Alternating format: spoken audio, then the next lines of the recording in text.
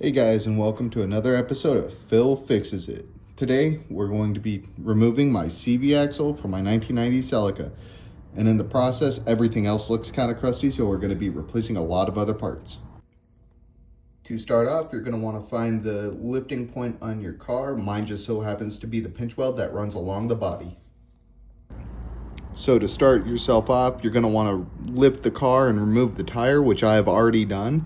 And now the next step is I'm going to need to remove my brake caliper, brake pads, and brake rotor, which I'm going to replace the pads and the rotor while I'm doing this because they are nasty, they are old, and they are in need of changing. Now to do this, there's two bolts. There's one on top and then there's one on the bottom, and you gotta remove those to take the caliper off. And then there's two bolts. Let's see if we can find it back here. So that bolt there, and then there's another bolt on the bottom for the caliper bracket. And now you can take that off, and the caliper or the rotor should slide right off.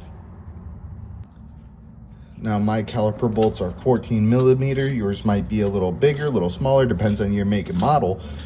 But as you can see, I've already got this one loose. I needed both hands for that. And after that, you're gonna get a pry bar and stick it either in the top or the bottom, or if you don't have a pry bar, you can use a screwdriver. I prefer flathead, and then you can just jam it in there and pry it up, and I'll show you that in a minute.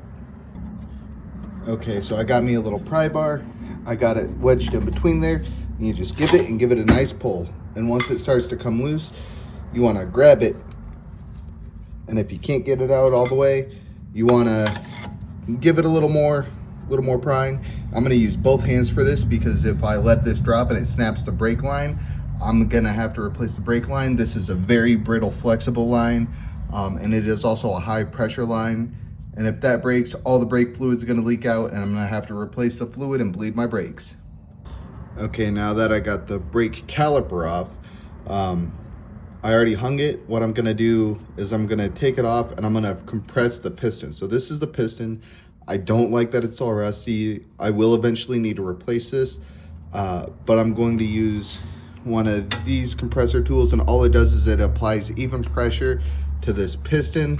It uses this backing plate to assist in applying even pressure to this piston, so then you can compress the piston fully and not damage it further.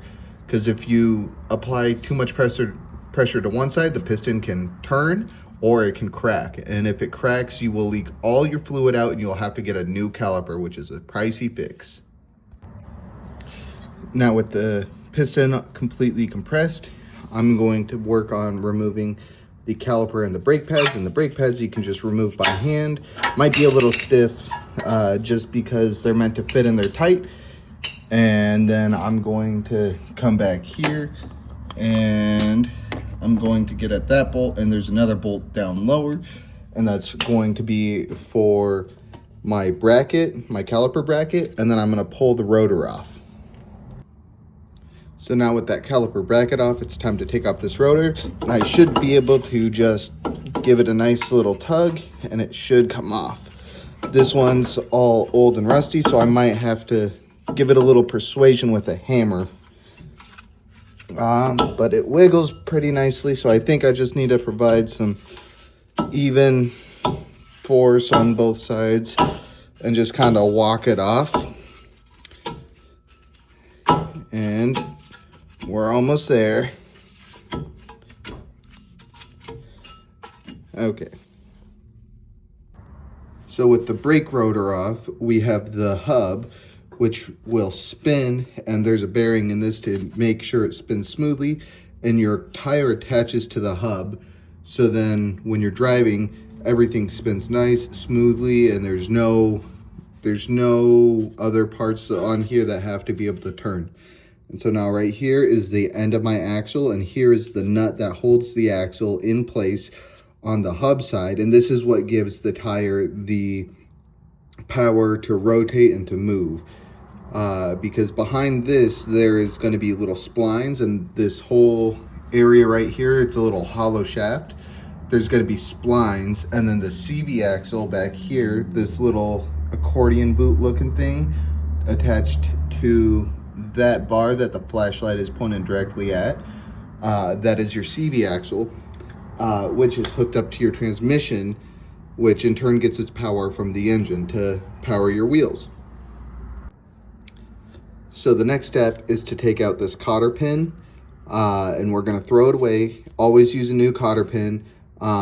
If you can't find a good size, you can use the old one if it's not too beat up, but I really recommend just using a new one, because this is meant to, if this bolt starts backing out, or if this nut starts backing out, this is going to catch it. And if you use an old one, I've seen this before when I worked at an auto shop, this will back out, and if it's an old one, it'll just come shear it right off and come completely off, and then you're going to have to do a bunch of other repairs. You'll probably have to replace the CV axle again. You may have to replace your hub, because if this backs out and your axle is loose, it can wiggle around in there and destroy your hub.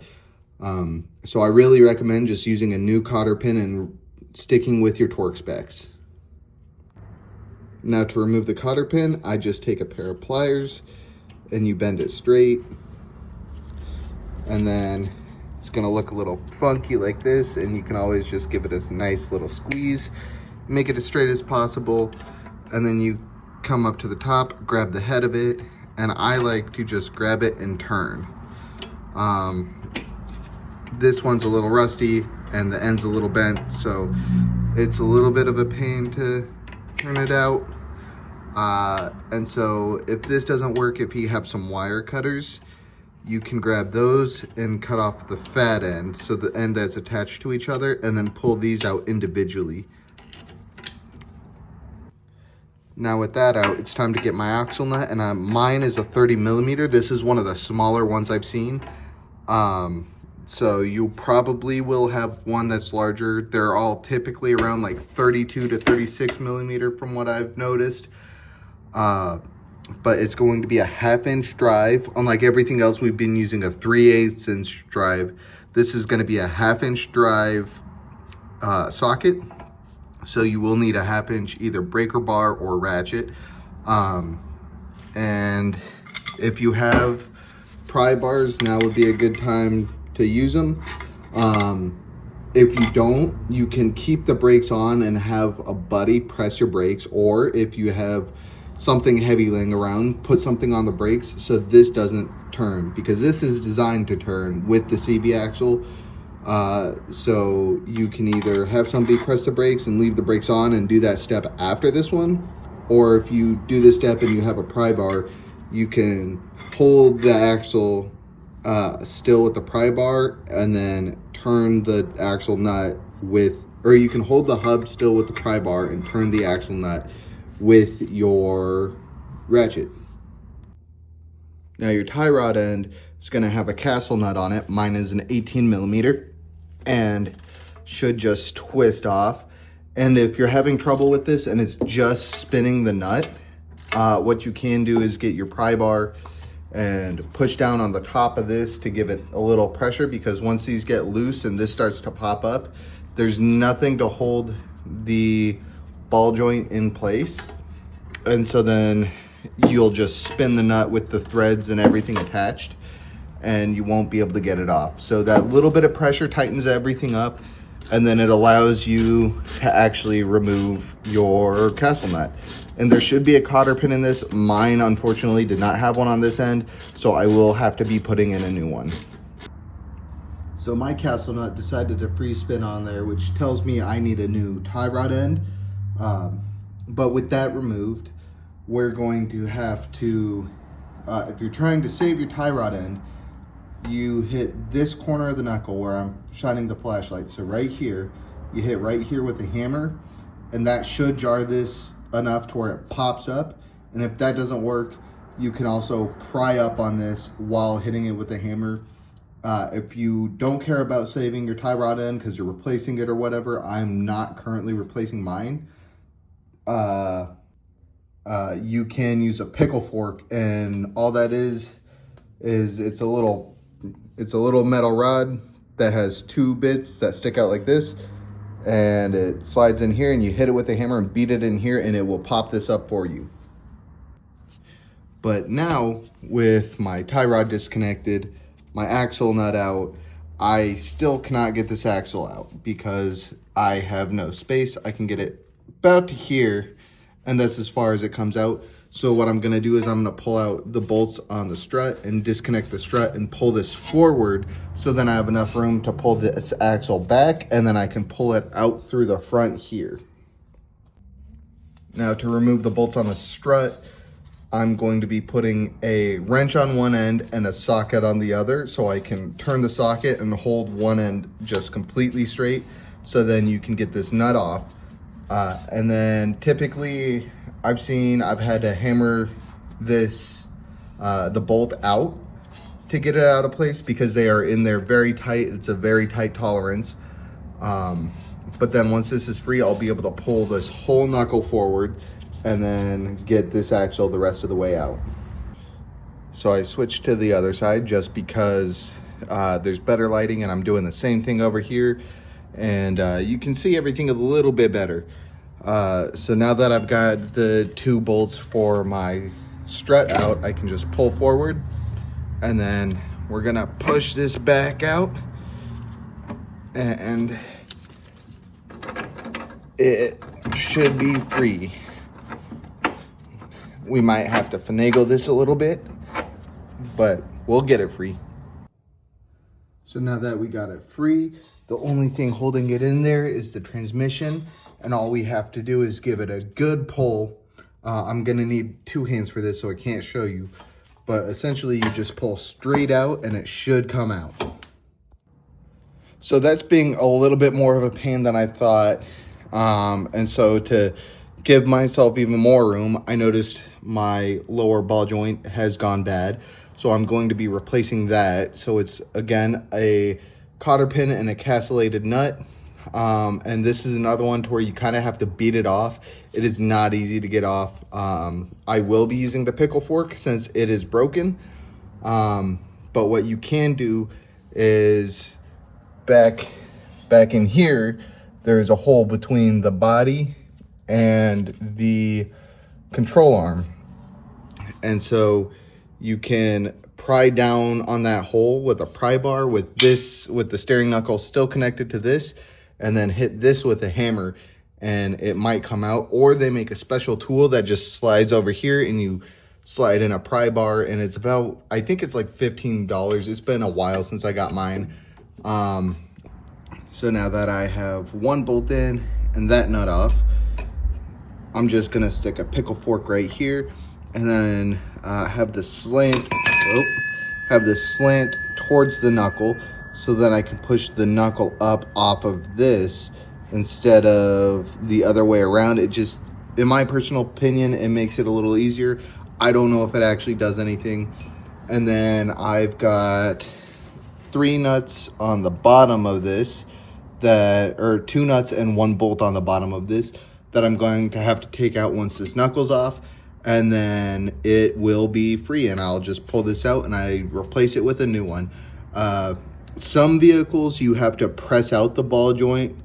Those ones are a lot more difficult to do. You actually have to get a press kit, and those you can find for about $150, but you would have to press this after you get the knuckle off. You'd have to press the ball joint either down and out or up and out, depending on the orientation, because sometimes the steering or the ball joint sits on top of this little knuckle part. And if that was the case for me, I would not have to remove the axle to remove my ball joint. And just like I said, I hammered the steering or the pickle fork almost all the way in. You can see I got about a little less than a finger's width in there, and my ball joint is free. So this ball joint is a little stiffer than I would have expected, but I can tell, if I hold it here and I squeeze it, you can see the boot moving. The boot should be strapped in place, and you can see all that corrosion on the inside, or that's dirt, I guess. But most of the grease has left this, if not all. It feels crunchy when I squish it, and the boot it freely moves up and down, and this should be secured on a certain point on this. And then it is kind of easy to move around. It is still a little stiff, which is better than I thought, but I will still need to replace this. It is much like your tie rod end, which this one is better than I thought. It's still gonna replace it because the other one's bad. And I would like to only do one alignment rather than do that side, have an alignment, have this break, and then do an alignment on this side, because replacing these, since they control your steering, when you take them off, they're not gonna be perfectly back where you set them, because it is an adjustable part and these control your steering. So there's this little thing called toe, which is the direction of your tire. And if your toe is off, you will pull towards the side that is more offset. So if this has a more, I think it's negative offset, which means it's pointing more outwards than the other one, my car will pull more towards this side. So I might as well replace both of them, get them both done, and then have one alignment, call it good, know that it's good, and if one breaks, then I'll just replace them both again. Now to finish taking the ball joint off, there is 3 17mm bolts underneath here. So let's see, there's one or 2 bolts and 1 nut, and then there's one up in that little divot up there. So I'm gonna take those off and this should just come right out. Now, after I got my nuts and bolts off, mine came right up, so it just comes out. If yours is a little more corroded, what you can do is put a screwdriver in the gap. So right here, if it doesn't come up, you can still, there's a little bit of a gap that you can just wedge it in there. And if you really need to, just tap it in with a hammer a little bit, and then you can either pry or just push it through and it should pop this up so you can get it right out.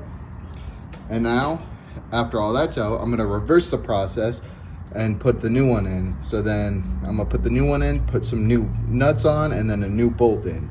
And it should sit pretty. And then I will remove my axle.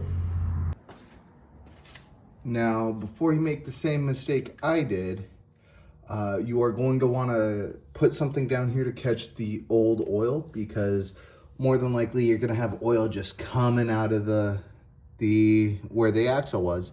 Mine was kind of a pain in the butt. You might want something to pry on it a little bit, because even though it is just a spring fitting, it's just this little spring keeper. It is in there pretty well. For the most part, I've been able to just slide them out by hand with a little bit of struggle. This time I actually had to get something and pry out. And while that's out, we are going to replace the seal that's here. So you can see there's that little ring in the center of those bolts. That is the axle seal, and that is what helps keep all that fluid that is leaking out currently inside the transmission. And so currently the fluid, my fluid, is looking a little bad. It honestly looks like somebody put gear oil in there, which I am very mad about. Transmission fluid should be red, or at least ATF transmission fluid should be red. For a manual transmission, it's going to be a little different, but I know that they put gear oil in this, and that actually makes me really upset because these are not designed for gear oil. And I know from the sparkly bits, it's kind of hard to see on camera, but there is a lot of sparkles in that oil right now. So I know I have some internal damage to this transmission, and I'm hoping it's not too bad, and I'm hoping I can save it through just replacing the axles, refilling it, and running it. Okay, if you're like me and you want to replace your fluid because it's nasty, it's got sparkly bits, my drain plug is right here. It's the big bolt. I already drained it because I pulled out my transmission and redid my clutch in between taking out the axles for this video. And then another thing you're gonna want to do is replace the axle seals, because you can see this is beat up, it's nasty. I don't think it's holding fluid very well anymore, so we're gonna replace it with a brand new one. Now, if you got it, you can use a seal puller, or you can use a screwdriver and just put it in there and gently pry on the axle seal. Make sure to like evenly do it all the way around so you're not tearing the seal and it's coming out smoothly. Now, after you get the old axle seal out, when you're getting the new one in, if you do not have an installation kit for it, you can take, I prefer to use a extension and a hammer, and I'll just tap around the rim of it and make sure it all seats evenly. You're not gonna get an even seating immediately. You just wanna get it all in there, all flush. But you do wanna seat it just little by little. You don't wanna be hitting it hard. You wanna just get it in there and get it to seat nicely, evenly, and not have a huge difference in how it's going in, because the seals are easy to tear. After getting the new axle seal in, it's time to get the axle back on. So I like to put the spring clip facing to the top because it wiggles around in there, and if it's not set in the axle, it makes it difficult. But then you just line up the axle with the hole and then you slide it in, and it can be kind of a pain sometimes, so you got to give it a little oomph. Now that I got it in, you do want to line up the splines, and if you need to, like I did, I had to use a rubber mallet and hit the end of this. I got it all straight in a line, hit the end of it with the rubber mallet, and used that as a little extra leverage because I had my strut in the way of me actually like giving it some oomph. Once this is all fitted nicely, you can put your steering knuckle and your brakes back on, and then the tire, and it'll be a fully driving car again. Since I did replace a ball joint and this is not filled with any sort of grease, I'm going to have to put the grease fitting on here and put in my own grease after I do all of that. Okay, I forgot to film, but once you get your steering knuckle back on, you do the ball joint, you put the axle in, and then I like to put this on just a few threads to hold it in, and then do my strut, and then do your tie rod, and then I torque down the axle nut last. So mine gets torqued down to 137 foot-pounds. You're gonna have to look up the torque spec for your own. And then mine has this little cap that is gonna go on there, and then you have to line up the hole like so, and then you put a cotter pin in there and bend it and make sure it doesn't come out.